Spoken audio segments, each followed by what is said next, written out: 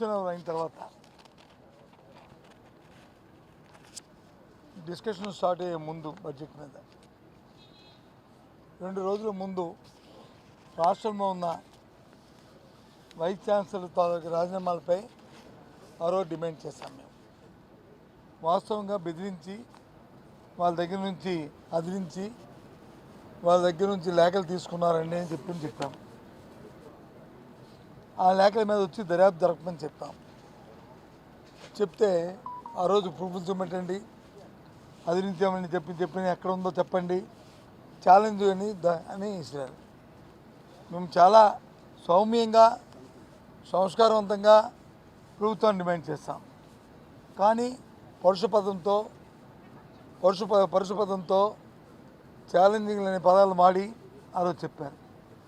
అప్పుడు మా దగ్గర ఉన్న ఇన్ఫర్మేషన్ తీసుకొచ్చి వాళ్ళ చైర్మన్ గారి ద్వారా ప్రభుత్వానికి సంబంధించిన మంత్రికి దాన్ని అందజేస్తాం. ఇదిగో ప్రైమరీగా ప్రాథమికంగా ఇంతమంది వీసీలని వైస్ ఛాన్సలర్ని హైయర్ ఎడ్యుకేషన్ ద్వారా మమ్మల్ని విజయం చేయమని అడిగారు. కాబట్టి వారల్ instructions from incharge vice chancellor, so submit the resignation అని చెప్పి ఇచ్చారు. మేము దాని మీద డిమాండ్ చేసాం. ఇవాళ ఒకటి మళ్ళీ దానికి సంబంధిత ప్రభుత్వం అన్నది వీళ్ళందరూ వైస్ ఛాన్సలర్తో అందరినీ కూడా గవర్నర్ గారు నామినేట్ చేస్తారు కదా, మాకేం సంబంధం అని చెప్పి మీ మీద అడుగుతున్నాం. గవర్నర్ చేత నియమించబడిన వైస్ ఛాన్సలర్ని ప్రభుత్వంలో ఆధీనంలో ఉన్న హైయర్ ఎడ్యుకేషన్ ఉన్నత విద్యకు సంబంధించిన చైర్మన్ గారు, ఇన్ఛార్జ్ చైర్మన్ గారు కానీ లేకపోతే ఉన్నత విద్యా శాఖ కార్యదర్శి కానీ ఏ విధంగా వాళ్ళని వారల్ ఇన్స్ట్రక్షన్స్ అనే వాళ్ళని ఎందుకు వచ్చింది, అక్కడ ఏ విధంగా వాళ్ళని బంధించి వాళ్ళ చేత రెగ్యులర్ తీసుకోవడం అవసరం ఏమొచ్చింది, దాని మీద ఎంక్వైరీ జరగాలని అడుగుతున్నాం. మేము దాని మీద ఎంక్వైరీ ఏమని అడుగుతున్నాం. ప్రభుత్వం దానికి సమాధానం చెప్పకుంటే ఎక్కడైనా బలవంతం పెట్టారా, ప్రజలు చేశారా, జులుం చేశారా, బెదిరించారా, వర్డ్ ఉందా, వర్డ్ ఏమైనా ఉంటుందండి. అడిగితే చెప్తారు. ఇప్పుడు ఎంక్వైరీలో చెప్తారు. చేయండి ఎంక్వైరీ, వాళ్ళు ఏం చెప్తారో రాయండి, ఓ జ్యుడిషియల్ ఎంక్వైరీ వేయండి. దాన్ని డిమాండ్ చేస్తాం. ప్రభుత్వం తోకముడిచి వెనక్కి వెళ్ళిపోయింది. కానీ నేను అందుకే చెప్తున్నాను ప్రభుత్వానికి, పూర్వపరాలు జరిగిన వాస్తవాలు తెలుసుకుని మాట్లాడాలి తప్ప ఛాలెంజింగ్ అంటే ఛాలెంజింగ్ ఇక్కడేమి కుస్తీ పోటీలు కాదు. ఇది అందరం కూడా బాధ్యత గల పౌరులం, బాధ్యత గల రాజకీయ పార్టీలం, ఒక వ్యవస్థను కాపాడుకోవాల్సిన మనుషులం. ఎప్పుడు ఈ విధమైన వ్యవస్థలో ఎలాంటివి జరగలే.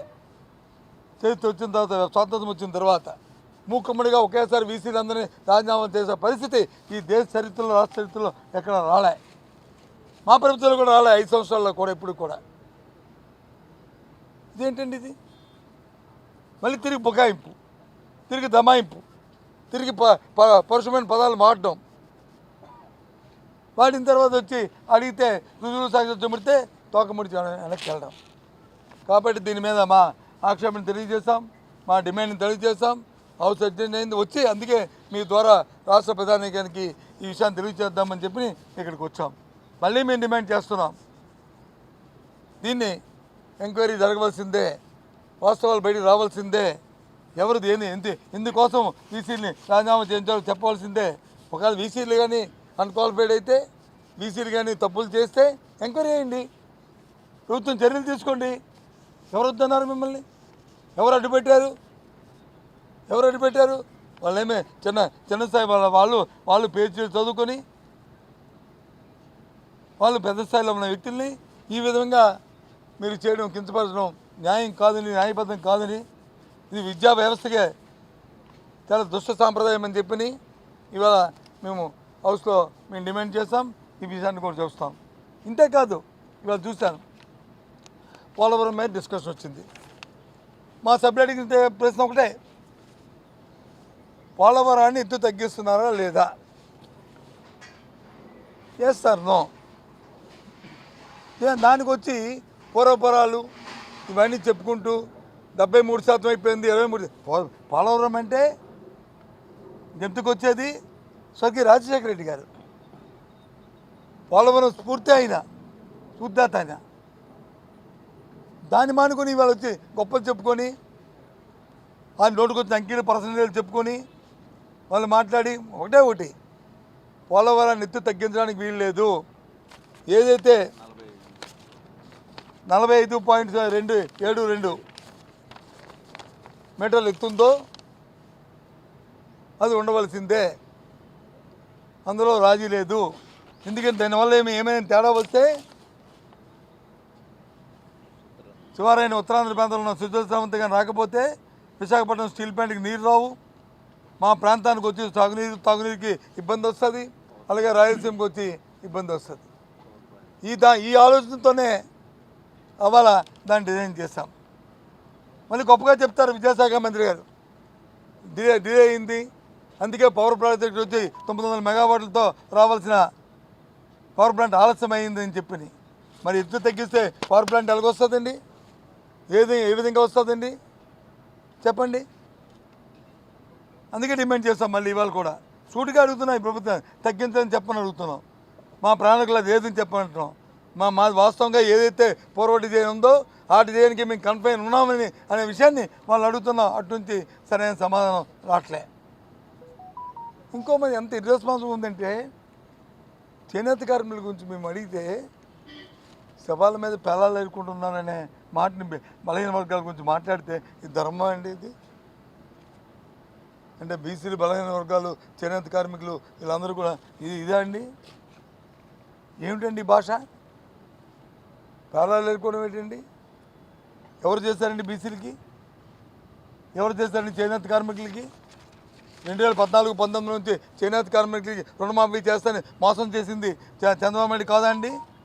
తెలుగుదేశం పార్టీ కాదా అండి? చెప్పనండి. 1000 కోట్ల నిధిని పెడతానని చెప్పి మోసం చేసింది చంద్రబాబు నాయుడు కాదా అండి? తెలుగుదేశం పార్టీ కాదా అండి? అవ్వాలా మేము చేసాం. 19 నుంచి 24వ సంవత్సరంలో గత 5 సంవత్సరాల్లో వాళ్ళకి జగనన్న చేసిన పని వైఎస్ఆర్ నేతన్న నేస్తం పథకాన్ని మేము పెట్టాం. 960 కోట్ల రూపాయలు నేతన్నలకు ఇచ్చాం. ఇది రికార్డు. నిండు సభలో 200 కోట్లు ఇచ్చామని చెప్తారండి. ఎంత సత్యుత్తరమైన మాట్లాడి మేము పెట్టాలి ప్రివిలేజ్, దాని మీద మేము అడగాలి ప్రివిలేజ్. ఇలాంటి సత్యోత్తరమైన మాట్లాడుతున్న ఆ ప్రభుత్వ అధికారుల మీద, ప్రభుత్వంలో ఉన్న మంత్రుల మీద ఎంత తప్పండి ఇది? వాళ్ళ పెన్షన్ కోసం సుమారు 1396 కోట్లు ఖర్చు చేస్తాం. ఇది వాస్తవం కాదని చెప్పనండి. రికార్డులో ఉందో లేదో? నేతల కోసం తీసుకున్న కార్యక్రమాన్ని ఇవాళ ఉందా అండి? ఆ కార్యక్రమాలు ఏం చేశారండి? ఏమేనంటే మేము వచ్చి ఆపుకొని వచ్చి పెంచాము, తెలంగాణతో ఒప్పందాలు పడ్డాము, వాళ్ళకి వచ్చి మా సొంత లాభం కోసం వచ్చి వాళ్ళతో లాలుచి పడ్డామని ఇక్కడ నేతల్ని నెట్ట నిర్మల వాళ్ళని ముంచింది కాదండి ఈ 9 నెలల కాలంలో ఈ ప్రభుత్వం. ఇది వాస్తవం కాదండి? తిరిగి సవాళ్ళ మీద ఏం మాట్లాడండి? క్షమాపణ చెప్పాలి బీసీలందరికీ కూడా. ఈ ప్రభుత్వంలో ఉన్న నేతలు ఇది చాలా తప్పు. ఇది అందుకే మేము అడిగాం రికార్డులను తొలగించాలని చెప్పని. ఇది తప్పు. ఇది ఈ ప్రభుత్వానికి వాళ్ళకి నిజంగా చర్చిస్తుంటే, నిజంగా అధికారంలో మీరు అధికార పక్షంలో 9 నెలల్లో తెలుసాలకి ఏ కార్యక్రమం మేము చేయలేదు.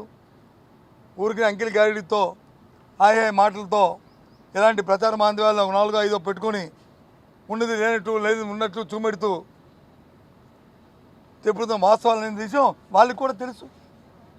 అందుకే ఇవన్నీ కూడా వాస్తవ విషయాలు బయటికి రాకుండా కప్పుచ్చుకుందామనే ధోరణిలో ఇవాళ ఆ కార్యక్రమాన్ని చేస్తున్నారు.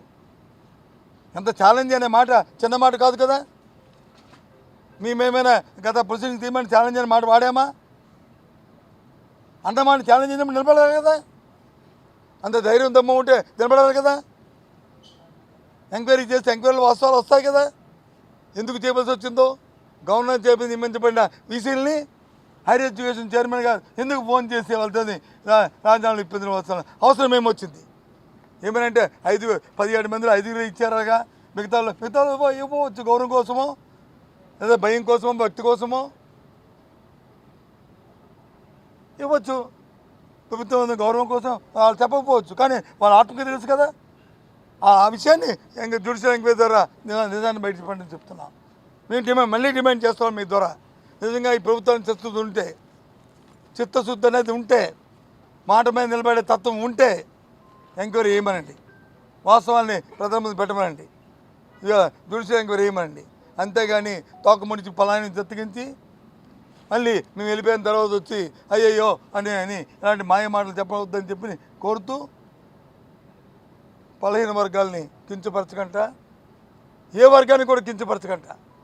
అందులో ముఖ్యంగా బలహీన వర్గాలు ఎవరున్నా వాళ్ళని కించపరచకంటే గౌరవించే పద్ధతిని నేర్చుకోమనండి. నేర్చుకుంటే బాగుంటుంది అనేది నా తాలూకా అభిప్రాయం, నా తాలూకా రిక్వెస్ట్ కూడా. ప్రశ్నలు అడిగినప్పుడు ప్రశ్నకి సమాధానం చెప్పాలి, అంతేగాని దాన్ని డైవర్స్ చేసే విధానం మాత్రం అది మంచి సాంప్రదాయం కాదని తెలియజేస్తున్నాను. అందుకే మేము ముందుకు వచ్చాను.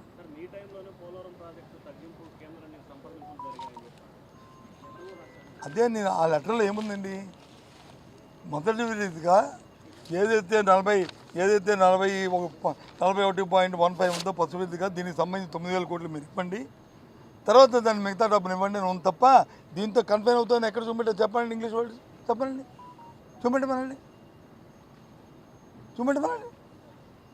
రాసామని చెప్పమనండి. అది వరల్డ్ అది ఇంతవరకు ముందు మొదటి విడతగా 9,000 కోట్ల రూపాయలు వస్తుంది, దీనికి ఇది ఇవ్వండి, ఈ రీహబిలిటేషన్కి ఇస్తాము, తర్వాత మళ్ళీ ఇవ్వాలి, మళ్ళీ రెండో విడతగా మళ్ళీ ఇవ్వండి అని చెప్పి అది తప్పు కాదు కదా, అంచెల వారికి ఇవ్వడం. అంతేగాని దాన్ని వచ్చి కన్ఫైన్ చేస్తారు. ఇప్పుడు వీళ్ళు చేస్తారు కన్ఫైన్. ఏదైతే గత ప్రభుత్వంలో 14-19 ముందు ఏ విధంగా అయితే పోలవరాన్ని కాంట్రాక్టుల కోసం స్పెషల్ ప్యాకేజ్ కింద రాష్ట్రానికి రావాల్సిన ప్రత్యేక స్పెషల్ స్టేటస్ని, ప్రత్యేక హోదాని, ప్రత్యేక ప్యాకేజీ కింద ఏ రకంగా మార్చారో మళ్ళీ ఇప్పుడు అలాంటి కార్యక్రమం జరగబోతుంది. అది మా అనుమానం, అది మా భయం. ఆ ప్రాంత వాసులుగా పోలవరం అనేది వచ్చి లైఫ్ లైన్. ఇది ఏ ఒక్క పార్టీకో, ఏ ఒక్క వ్యక్తికో, ఏ ఒక్క వర్గానికో, ఏ ఒక్క ఇరుకో సంబంధించింది కాదు. ఈ రాష్ట్రంలో 5 కోట్ల మంది తాలూకా జీవన నాడి. ఇది జరిగి తీరాలి. చెప్పాను హౌస్లో కూడా నేను. ఆ రోజు రాజశేఖర రెడ్డి గారు మహా అద్భుతమైన ప్రాజెక్టు శంకుస్థాపన చేసినప్పుడు భగవంతుడు నాకు ఒక అవకాశం ఇచ్చాడు, నేను కూడా అందులో పాల్గొనాలని చెప్పి హౌస్లో చెప్పాం. ఆ సెంటిమెంట్ మాకుంది, జరగాలని. అందుకే మా సభ్యులందరూ కూడా మేము దాన్ని అందరం కూడా అడుగుతున్నాం, అంతేగాని ఇంకో ఉద్దేశం కాదు మాకు. గతంలో నీటిపారుదల శాఖ అనిల్ గారు చాలాసార్లు 21-22 పోలవరం అయిపోతున్నారు. అప్పుడు కనుక అయిపోతే అసలు చర్చ వచ్చేది కాదు. అవునండి, అదేనండి. తర్వాత మంత్రి కూడా చెప్పాడు కదా, ఏదైతే రేపం వాళ్ళు ఉందో దాన్ని సాంకేతిక పరంగా ఏదైతే అంటే టెక్నికల్ వర్డ్స్ కరెక్ట్గా వర్డ్స్ నేను చెప్పలేకపోతున్నాను, మీరు అడిగితే రేపు చెప్పని చెప్తాను. అవి జరగలేదు. దాని నుంచి డయాఫామ్ వాళ్ళకి వచ్చే ఇబ్బంది ఉంది, అది కొట్టుకుపోయే పరిస్థితి వచ్చింది. ఈ గత ప్రభుత్వం చేసిన తప్పిదం వల్లే ఈ కార్యక్రమం జరిగింది. అందుకే ఆ కార్యక్రమం జరగలేదనే విషయాన్ని చెప్పారు కదా. నిపుణుల కమిటీ, విదేశీ నిపుణుల కమిటీని పిలిస్తే నిపుణుల కమిటీ కూడా చెప్పారు కదా, ఎందుకు ఏ పని ముందు చేయాలి, ఏ పని వెనక్కి చేయాలి, దానికి ముందు ఎవరు చేశారు, ఎందుకు జరిగింది అనేది క్లియర్ కట్గా చెప్పారు కదా. ఆ వాస్తవాలన్నీ రికార్డెడ్గా ఉన్నాయి కదా, రికార్డులో ఉన్నాయి కదా. ఇప్పుడు నేను అబద్ధం చెప్పినంతలో నేను తగ్గదూరమైన మాటలు చెప్తే అవి ఏం చల్లవు కదా మీ మైక్ ముందు. రికార్డు వాస్తవాలన్నీ కూడా రికార్డులో ఉన్నాయి, అందుకు డిలే అయింది. ఏదమ్మా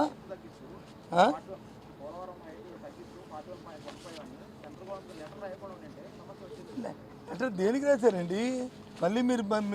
నేను చెప్తున్నాను కదా, నేను ఫేజ్ 1 ఎందుకని చెప్పామంటే డబ్బులు ఆ 9,000 కోట్లు ఇస్తే రిహాబిలిటేషన్ డబ్బులు ఇస్తే పని అవుతుంది ముందుకి.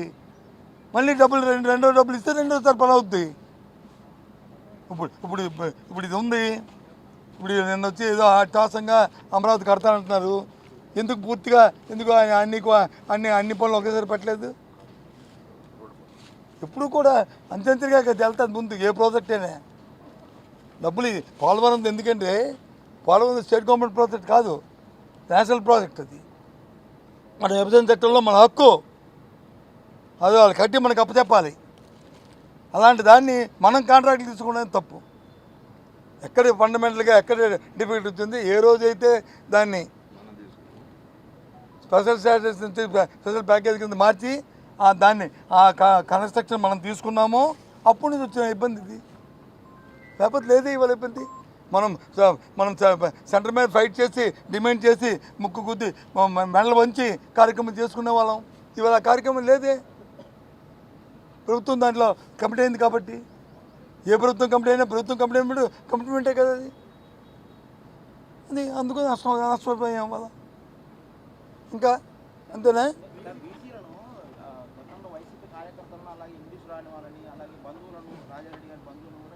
దేన్ని సరే ఒక్క విషయం చెప్తానంటారా, బీసీలని ఆ రకంగా రాజారెడ్డి గారు బంధువులు నియమించారు, చంద్రబాబు గారు తాలూకా ఇంట్లో పని వాళ్ళని నియమించారు, లేకపోతే లోకేష్ గారి తాలూకా రిలేషన్ని వాళ్ళ కజిన్స్ నియమించారు, వాళ్ళ మేనతలు నియమించారు. అంటే ఇది కరెక్ట్ కాదు కదండి.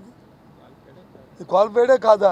ఓ చర్చ్ కమిటీ ఉంటుంది, అదే చర్చ్ కమిటీ నుంచి సెలెక్ట్ అవుతారు, వాళ్ళ నుంచి గవర్నర్ నియమిస్తాడు, ముఖ్యమంత్రి నియమించారని చెప్పారు కదా. ఒకవేళ నిజంగా వాళ్ళ అన్క్వాలిఫైడ్ అయ్యి ఒకవేళ వాళ్ళు వచ్చి ఏమైనా తప్పుదనాలు చేస్తే, లేదు వాళ్ళ హయాంలో ఆ యూనివర్సిటీలు ఏమైనా వాళ్ళకున్న స్టేటస్ని ఇంకా దిగితే, నాక్ ఎక్విడేషన్లు కానీ లేకపోతే రావాల్సిన కోర్సెస్ కానీ ఇంక్రీజ్ కానీ ఇంప్రూవ్మెంట్ కానీ జరగకపోతే ఎంక్వైరీస్ వాళ్ళని చర్య తీసుకోండి. అంతేగాని ఆ రకమైన మాటలు ఏం మాట్లాడారండి. అంటే ఎవరు బంధువులు చదువుకున్న వాళ్ళు ఉంటే వాళ్ళు క్వాలిఫైడ్ చేయరా? ఏ క్వాలిఫైడ్ ఉందని చెప్పి ఇవాళ మేము అందరం మంత్రులుగా ఉన్నాం. మేము మాకంట ప్రపంచంలో మంత్రిగా లేరా? ఏం మాటలు ఇవి? తండ్రి పదవిలో ఉంటే కొడుకు పదవిలో ఉండకూడదంటే ఎలాగున్నాం మరి? అది తప్పు కదా అలాంటి మాటలు. వారు క్వాలిఫైడా కాదా? వాళ్ళు అవసరం లేకపోతే అన్క్వాలిఫైడ్ చేశారని చెప్పి చర్య తీసుకోండి. అంతే. ఇదేంటిది? అదే బాసు బాబు, అదే బాసు నేను చెప్తుంది. హైయర్ ఎడ్యుకేషన్ వీసీ ఉన్నత విద్య తాలూకా వీసీ గారు, ఇన్ఛార్జ్ వీసీ గారు తాలూకా ఫోన్ కాల్ ఇచ్చిన ఇన్స్ట్రక్షన్ మీద నేను రాజీనామా చేశాను అని అంటే అర్థమేంటి? థర్టీకి నన్ను బెదిరించాడు, నన్ను చంపుతానని రాస్తాడు. ఎక్కడైనా చరిత్రలో ఉంటుంది ఇది. మీరు కూడా అడిగితే నేను ఏం చెప్తాను సమాధానం? అసలు ఫోన్ కాల్ ఎందుకు చేయాలి? రాజీనామా చేయమని ఎందుకు అడగాలి? అది ప్రియాంబుల్, అది ప్రాథమిక, అది ఎంక్వైరీ చేయమంటున్నాం. అప్పుడు నిజాలన్నీ వాళ్ళే చెప్తారు కదా. నన్ను గౌరవంగా అడిగారా, లేదా బెదిరించారా, లేదా కొడతానన్నారా, ఏం చేస్తారని చెప్తారు కదా. జ్యుడిషియల్ ఎంక్వైరీ వేయండి. మేమేమి ఇంకేంది కోరలేదు కదా, మేమేమి ఇంకేం అనలేదు కదా. అయిపోయిందా? ఇంకేమున్నాయా?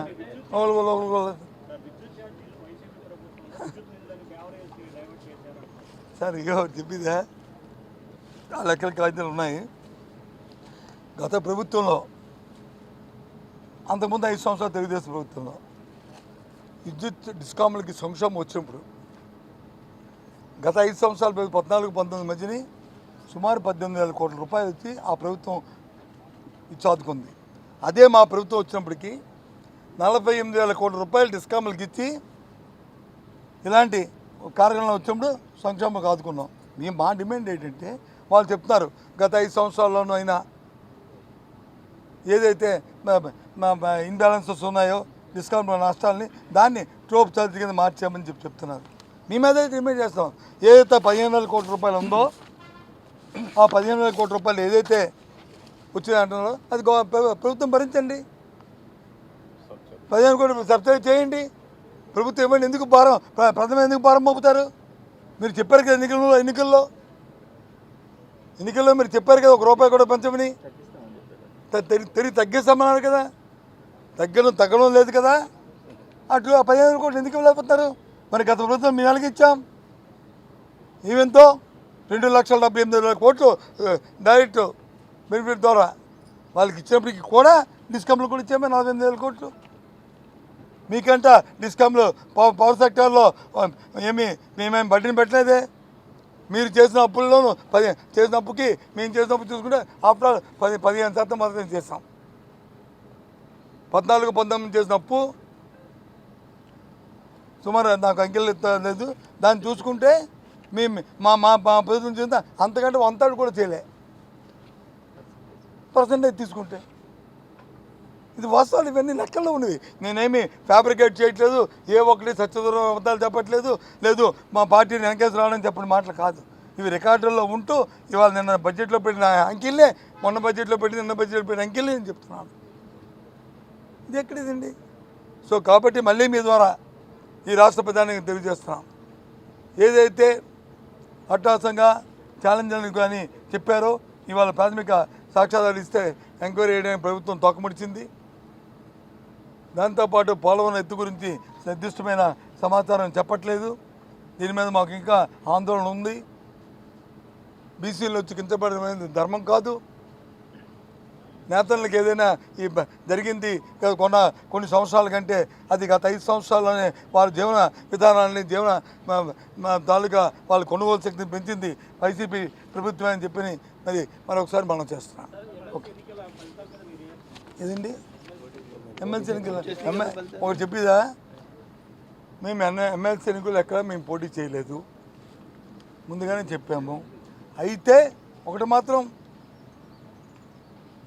మేము అనుకున్నాం, కూటమి ప్రభుత్వం ఏదైతే మా విశాఖపట్నం అటు సైడ్ ఎవరైతే నిలబెట్టారో క్యాండిడేట్ని వారికి మాత్రం మేము వ్యతిరేకమని చెప్పి మాత్రం చెప్పాం తప్ప మేము పోటీ చేయలేదు. దాని మీద మేము దృష్టి పెట్టలేదు. వాటి మీద అయినప్పటికీ కూడా అధికారం తెలుగుదేశం పార్టీ మీ టీవీల్లో మీ ఛానల్స్లో చూసాము. విచ్చలవిడిగా ఏ విధంగా చట్టాన్ని చేతిలో తీసుకున్నారో, ఏ విధంగా రిగ్గింగ్లు చేశారో, ఏ విధంగా డబ్బు ఇచ్చి మరి చిల్లర చిట్టుకాయలాగా డబ్బుని అక్కడే పోలీసు యంత్రాంగం అలాగే వీళ్ళు కలిసి ఎన్నికల యంత్రాంగం కలిసి ఏ విధంగా అధికార దుర్వినియోగం చేశారో దొడిదారం గెలిచారు, గెలనేయండి. కానీ నాకు ఆశ్చర్యం ఏంటంటే మా ఉత్తరాంధ్ర ప్రాంతం, మా జిల్లా నాది విజయనగరం, విశాఖపట్నం, మేము ఉత్తరాంధ్ర మా ప్రాంతం విశాఖపట్నం, శ్రీకాకుళం. మేము పెద్దగా పార్టిసిపేట్ చేయకూడదు అనుకున్నాం కదా. ఈ నేపథ్యంలో అక్కడ చూశాను ఓ ఫోటో, ఆ క్యాండిడేట్ని పెట్టుకొని ఆ ప్రాంతంలో మంత్రులు, ఆ ప్రాంతంలో ఉన్న పాప వరం గారిని పెట్టుకొని ఆ ప్రాంతంలో మంత్రులు, ఆ ప్రాంతంలో ఎమ్మెల్యేలు, ఎంపీలు వాళ్ళు వచ్చి ప్రకటనలు ఇచ్చారు, ఇది ఇతను మన అభ్యర్థి, ఈయన గెలిపించండి. తర్వాత పాపం కేంద్ర మంత్రి గారు అయితే ఒక వీడియోని రిలీజ్ చేశారు, ఇదిగో ఇతను గెలిపించండి, ఇతనే మన అభ్యర్థి అని. వీళ్ళందరూ ఇచ్చారు. తీరమ్మ చూస్తే లేదేదో అతను కూడా మా క్యాండిడేట్ అంటాడు. ఎవరు ఇప్పుడు తాలే మా క్యాండిడేట్ అడగండి, మన పిల్లలకి మన పేరు పెట్టుకోవాలి కానీ దేని ధర్మం అండి? సరే అది వాళ్ళ ఇంటికే వదిలేస్తున్నాను నేను. మరిన్ని వీడియోస్ కోసం ఛానల్ ని సబ్స్క్రైబ్ చేయండి. లేటెస్ట్ అప్డేట్స్ కోసం వాట్సాప్ ఛానల్ ని ఫాలో అవ్వండి. ఆ లింక్ డిస్క్రిప్షన్ లో ఉంది.